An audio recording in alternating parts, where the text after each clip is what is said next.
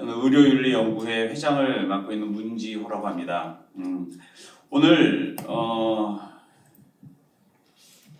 발제된 두 선생님의 발제에 대해서 총평을 드리겠습니다.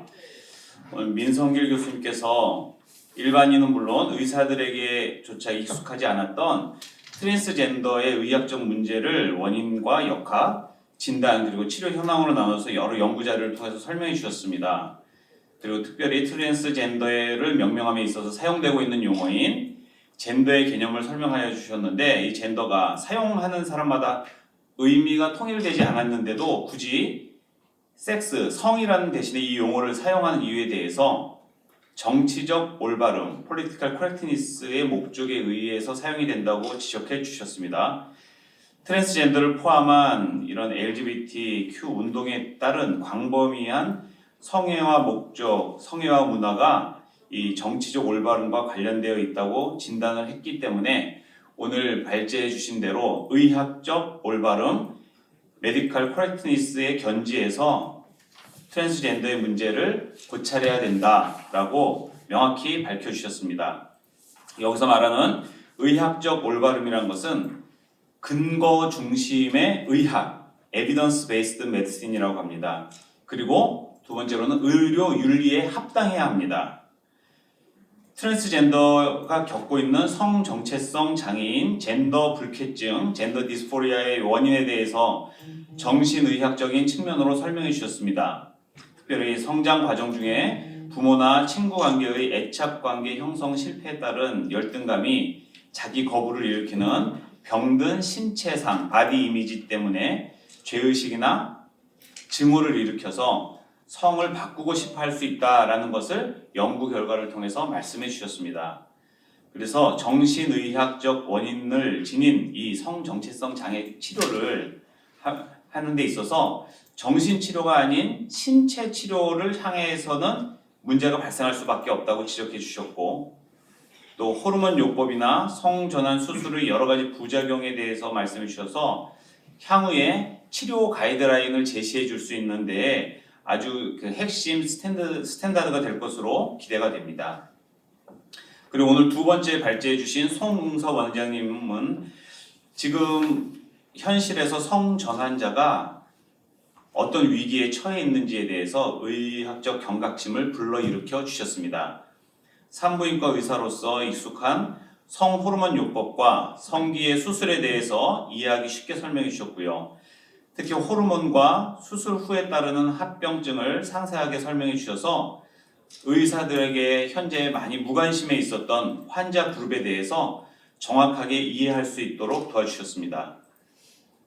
무엇보다 지난 10년간 서구권에서 유병률이 급격하게 올라가고 있는, 영국에서는 4000%까지 폭발적으로 증가하고 있는 이 10대들의 젠더 디스포리아에 대해서 또 언급하셨는데, 이는 보여주신 슬라이드대로 SNS를 통해서 활동하는 트랜스젠더들의 영향, 그리고 그들 또래의 집단에 만연해 있는 문화 현상에서 그 원인을 찾을 수 있겠습니다. 이에 대한 과제로 온라인 미디어를 통해서 정확한 의학 정보를 제공해야 한다고 주장하셨습니다. 그리고 이와 더불어서 의학적 사실이 제공되는 데 있어서 차별금지법이 방해가 되지 않아야 된다고 지적한 것은 잘못된 차별금지법이 국민의 건강을 해칠 수 있다고 경고한 것입니다. 굉장히 뛰어난 통찰이라고 보입니다. 오늘 토론한 것에 더하여서 제가 의료윤리연구회 회장으로서 또 의사로서 이 발제에 대해서 정리하고 첨언을 하도록 의학적 견해를 또 제시하고자 합니다. 첫 번째로 성전환 치료의 의료윤리적 문제에 대해서 4가지를 말씀드리겠습니다. 첫 번째는 병이 없는 신체에 해를 끼치는 이 성전환 시술, 성전환 수술의 행위는 의료윤리 원칙의 악행금지의 원칙을 위반합니다. 성전환의 치료를 시행되는 호르몬 요법은 일반인에게는 잘 알려지지 않은 심각한 부작용을 발생시킵니다. 들으신 대로 혈전 색정증으로 심장 또 뇌혈관 질환을 일으킬 수 있고 암을 유발하고 불임 상태를 만듭니다. 그리고 성전환 수술은 돌이킬 수 없는 신체의 변형을 유발합니다. 이 시술을 하면서 분명히 그 의료진은 환자를 돕기 위해서 선행을 가진 의도로 진행했다고 주장할 수 있겠지만 환자의 요구대로 의사가 따라주는 것이 선행이 아닌 것은 명백합니다. 피할 수 없는 부작용을 일으키는 것은 획일적인 호르몬 요법이나 성전환 수술법이 환자에 대한 치료라고 말할 수 없습니다. 의료윤리의 악행 금지의 원칙을 위반하는 행위입니다. 두 번째는 정신적 문제를 가지고 있는 환자를 수술로 해결하려고 하는 것은 잘못된 의료 행위입니다.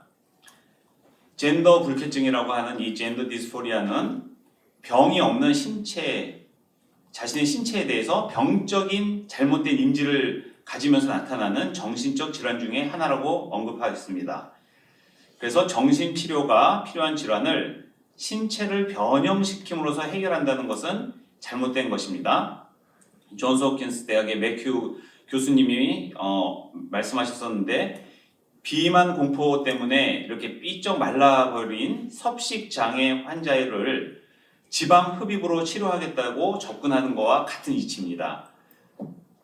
이는 성전환 수술 후에도 여전히 높은 자살률과 사망률, 다른 정신건강의학적인 문제를 호소하는 것이 바로 그 증거입니다. 치료 방법을 잘 선택하지 않는 것은 잘못된 의료행위입니다. 세 번째, 판단 능력이 미숙한 미성년자에게 호르몬 치료 동의를 받는 것은 비윤리적인 행위입니다.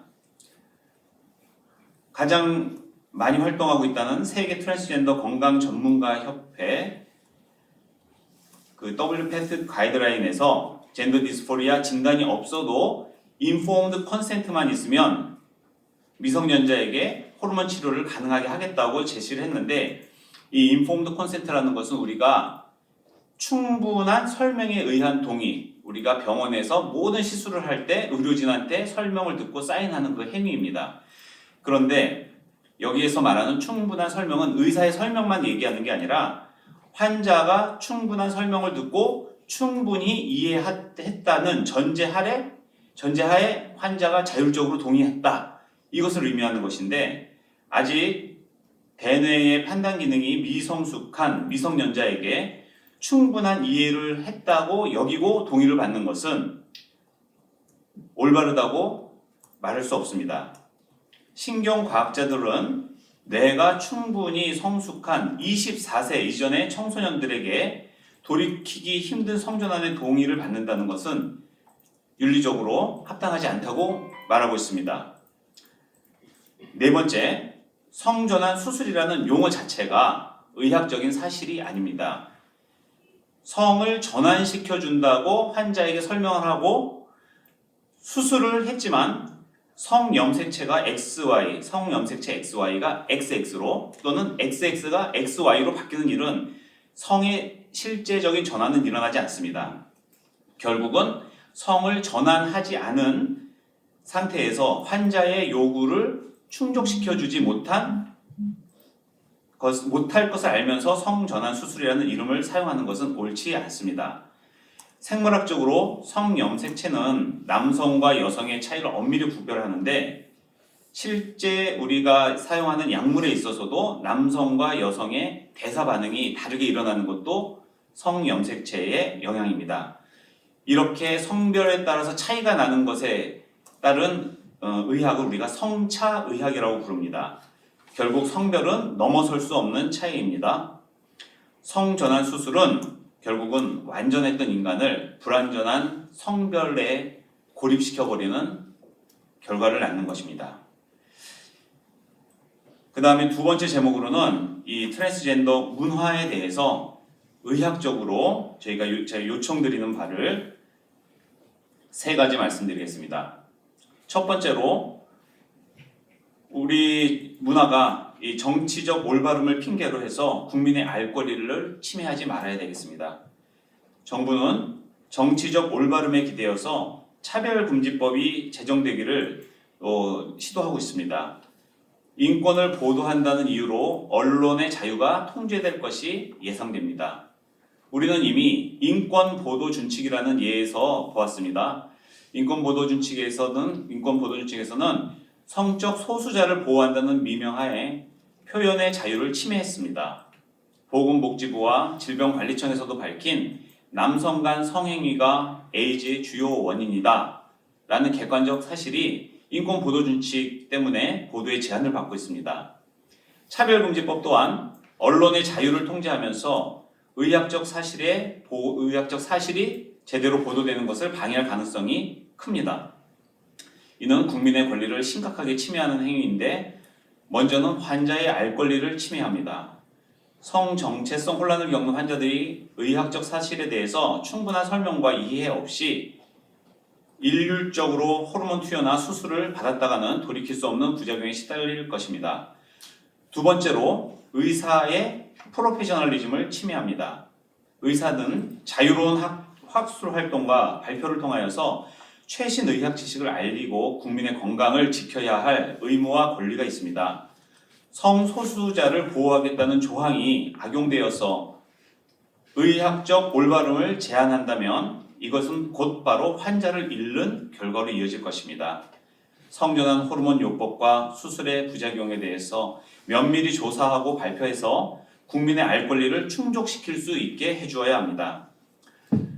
두 번째 제언은 성교육 강사와 학교 보건교사들을 위하여 트랜스젠더의 의학적 사실을 담은 올바른 교재를 시급히 보급해야 됩니다.